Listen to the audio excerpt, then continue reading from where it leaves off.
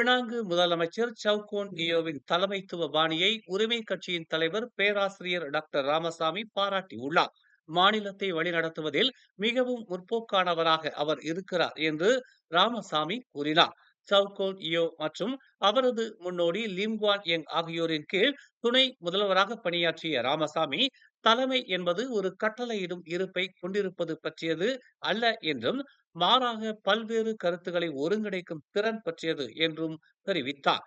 4 முறை பதவி வகித்த பாடான்கோத்தா சட்டமன்ற உறுப்பினரிடம் சுறுசுறுப்பு இல்லை என்று விமர்சகர்கள் கூறிய போதிலும், சவுகோன் இயோவின் நிர்வாகம் ஒப்பீட்டளவில் பெரிய ஊழல்களிலிருந்து விடுபட்டுள்ளது என்று அவர் மேலும் கூறினார். டிஏபி கட்சியின் தேசிய தலைமையின் ஆதரவு சவுகோன் இயோவுக்கு இல்லாதது அவரை குறை மதிப்பிற்கு உட்படுத்த காரணம் என்று அவர் சுட்டிக்காட்டினார்.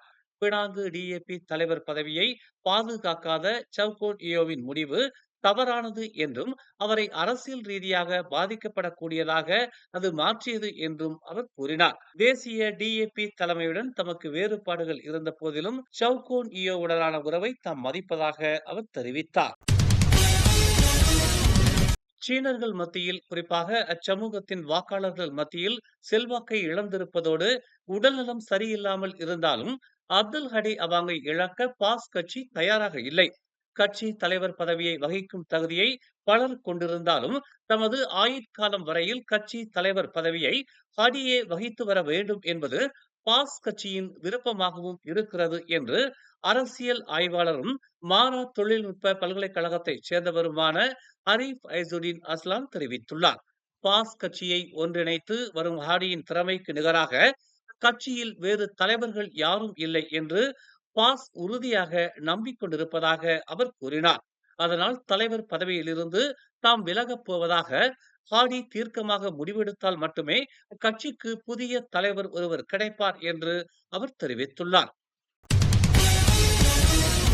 முன்னாள் பிரதமர் நஜீப் ரசாக்கின் மனைவி ரோஸ்மா மன்சூர் பில்லி, சூனியம் உள்ளிட்ட மாந்திரீக வேலைகளில் ஈடுபடுவதாக டிக்டாக் பயனர் ஒருவர் குற்றம் சுமத்தியிருந்தார். அது அவதூறான ஒரு குற்றச்சாட்டு என்று கூறி அந்நபரிடமிருந்து 10 லட்சம் வெள்ளியை இழப்பீடாக கோரியிருக்கிறார் ரோஸ்மா.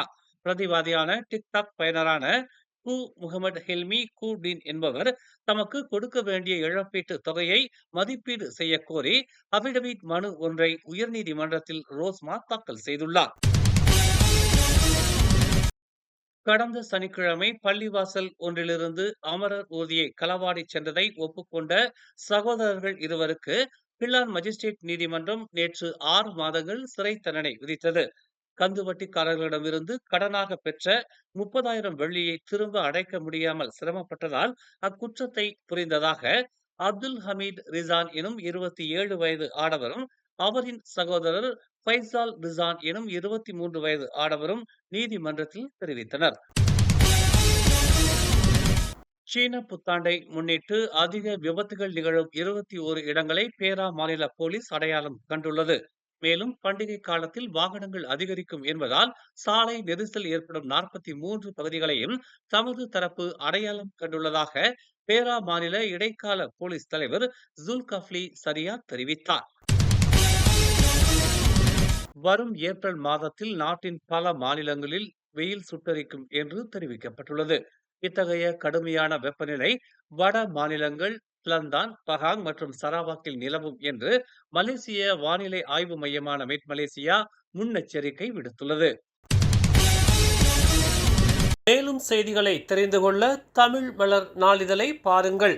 எங்களோடு இணைந்திருக்க மலர் டிவியை பதிவு செய்து கொள்ளுங்கள். உறவுகள் மகிழ்ந்திட விருப்பம் மற்றும் பகிர்வு சேவையை சொடுக்கிடுங்கள்.